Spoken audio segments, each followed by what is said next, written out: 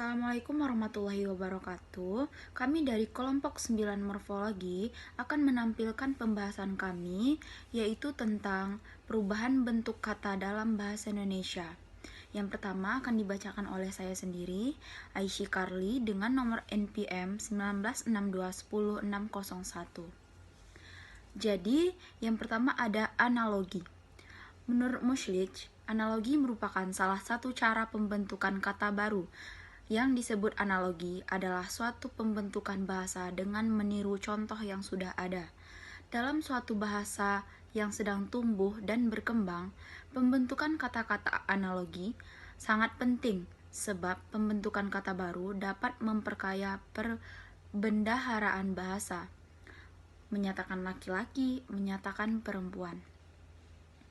Saudara, pada akhir kata A, saudari pada akhir kata I, pemuda pada akhir kata A, pemudi pada akhir kata I, siswa pada akhir kata A, siswi pada akhir kata I, mahasiswa pada akhir kata A, mahasiswi pada akhir kata I.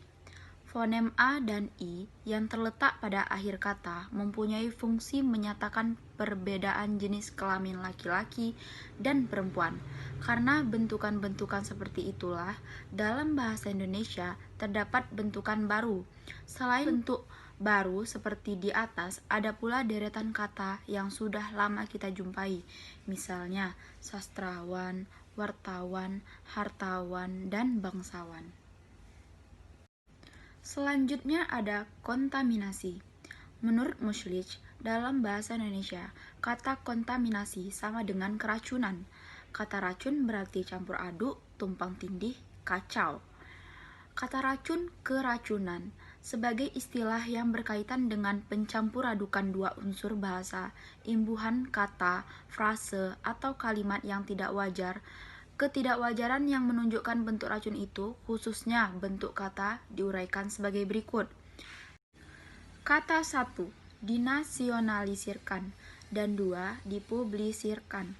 Pada kedua contoh kata tersebut, keracunan akhiran ir belanada dengan akhiran kan, yang membentuk kata kerja. Pada kedua contoh kata tersebut mengalami dua kali proses pembentukan kata kerja, akhiran ir dan akhiran kan. Hal tersebut yang menimbulkan keracunan. Bentuk dinasionalisasikan berasal dari tumpang tindih dua kata, dinasionalisir dan dinasionalisasikan. Kedua bentuk akhiran ini sama artinya. Menurut Mushlich, bentuk kata kerja di atas dalam pemakaian bahasa Indonesia bersaing dengan kata-kata dinasionalisasikan dan dipublikasikan, yang hanya terjadi pada kali proses pembentukan, yaitu dari kata benda nasional dan publikasi, disebut kontaminasi bentuk kata. Contoh lain, direalisasikan, dipertinggikan, diperluaskan, dan lain sebagainya. Dan selanjutnya ada hiperkorek. Menurut Mushlich, gejala hiperkorek merupakan proses pembentulan bentuk yang sudah lalu malah menjadi salah. Maksudnya, sesuatu yang sudah betul dibetulkan lagi, yang akhirnya malah menjadi salah, dianggap bentuk yang tidak baku. Berikut uraian hiperkorek, gejala hiperkorek. Contoh, fonem S menjadi shi, sehat menjadi sehat, insaf menjadi insyaf, saraf menjadi syaraf, fonem H menjadi kha, ahli menjadi ahli, hewan menjadi hewan, rahim menjadi rahim, fonem P menjadi F, pasal menjadi fasal, paham menjadi faham, fonem J menjadi Z, ijazah menjadi izazah, jenazah menjadi zenazah. Gejala hiperkorek melanda ragam bahasa pergaulan remaja atau dalam bahasa lawak, misalnya kopi, mepet, susu, dan lain sebagainya. Assalamualaikum warahmatullahi wabarakatuh. Nama saya Aprilia Susanti, NPM 1962100597 dari kelompok 9. Di sini saya akan membacakan materi tentang satu varian. Gejala varian sering kita jumpai dalam ucapan pejabat pada orde baru. Vokal A pada sufiks kan menjadi e.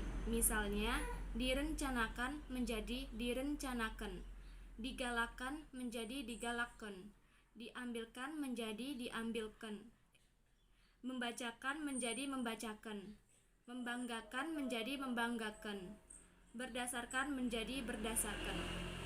Yang kedua, asimilasi. Gejala asimilasi berarti proses penyamaan atau penghampir samaan bunyi yang tidak sama.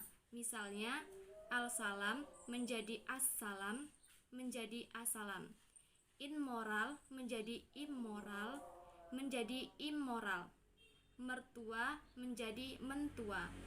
Yang ketiga, disimilasi. Disimilasi adalah proses berubahnya dua buah fonem yang sama menjadi tidak sama. Misalnya, Vanantara atau Sansekerta menjadi Belantara. Cita Sansekerta menjadi Cipta. Sarjana Sansekerta menjadi Sarjana. Raport Belanda lapor. Lalita Sansekerta menjadi Jelita. Lauk-lauk Melayu menjadi lauk pauk. Assalamualaikum warahmatullahi wabarakatuh. Nama saya Dinartini, NPM 1962-10783 dari kelompok 9. Di sini saya akan melanjutkan pembahasan yang ketujuh, yaitu tentang adisi. Gejala adisi adalah perubahan yang terjadi dalam suatu tuturan yang ditandai oleh penambahan fonem. Gejala adisi dapat dibedakan menjadi 3. Yang pertama, protesis. Protesis ialah proses penambahan fonem pada awal kata. Contohnya, lang menjadi elang, emas menjadi emas, istri menjadi istri, semara menjadi asmara. Yang kedua, empentesis. Empentesis adalah proses penambahan fonem di tengah kata. Contohnya, general menjadi jenderal, gopala menjadi gumbala, racana menjadi rencana, upama menjadi umpama, kapa menjadi kampa. Yang ketiga, paragog. Paragog ialah proses penambahan fonem pada akhir kata. Contohnya, lam menjadi lampu, hulu balah menjadi hulu balang, ina menjadi inang, adi menjadi adik, boe menjadi buku.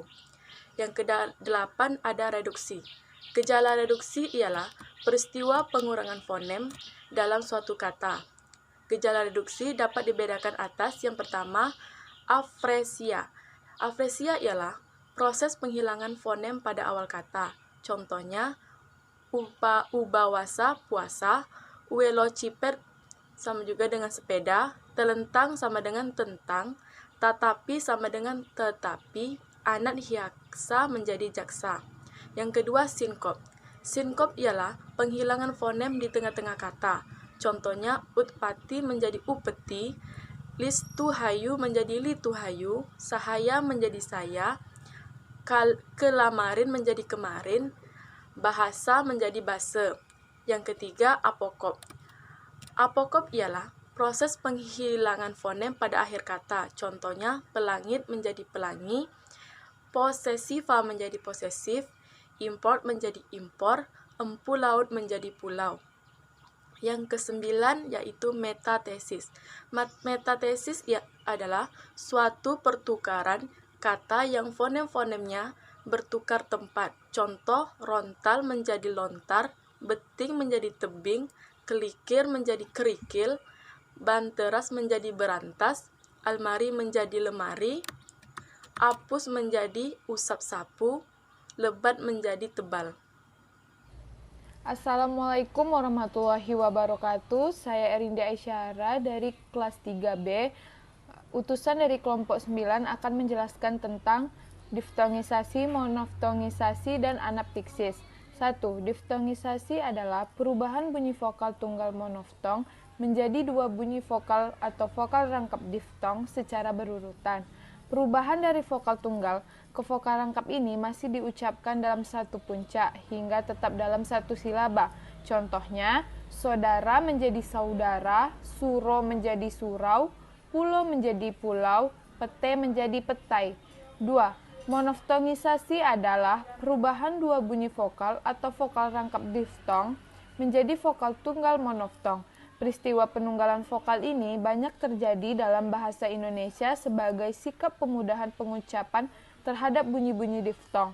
Contohnya, gurau menjadi guro, bakau menjadi bako, sungai menjadi sungai, danau menjadi dano.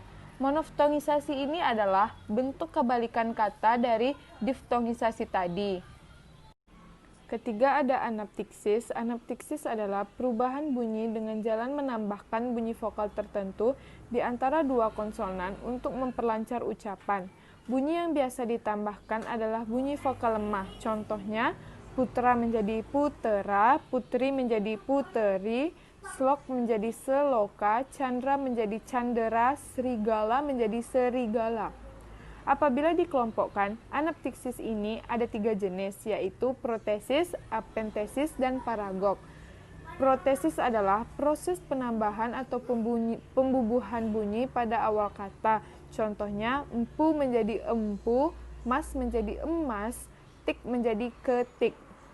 2. Epentesis adalah proses penambahan atau pembubuhan bunyi pada tengah kata. Misalnya, kapak menjadi kampak, sajak menjadi sanjak, upama menjadi umpama. Ketiga ada paragok. Paragok adalah proses penambahan atau pembubuhan bunyi pada akhir kata. Misalnya, adi menjadi adik, hulu bala menjadi hulu balang, ina menjadi inang. Assalamualaikum warahmatullahi wabarakatuh. Nama saya Haryani Fitri dari kelas 3B NPM 1962106661. Saya akan melanjutkan pembahasan tentang haplologi dan kontraksi. Haplologi adalah proses penghilangan suku kata yang ada di tengah-tengah kata tersebut. Contohnya, surna nantara yaitu sementara, budidaya yaitu budaya, mahardika yaitu merdeka. Kontraksi adalah gejala yang memperlihatkan satu atau lebih fonem yang dihilangkan.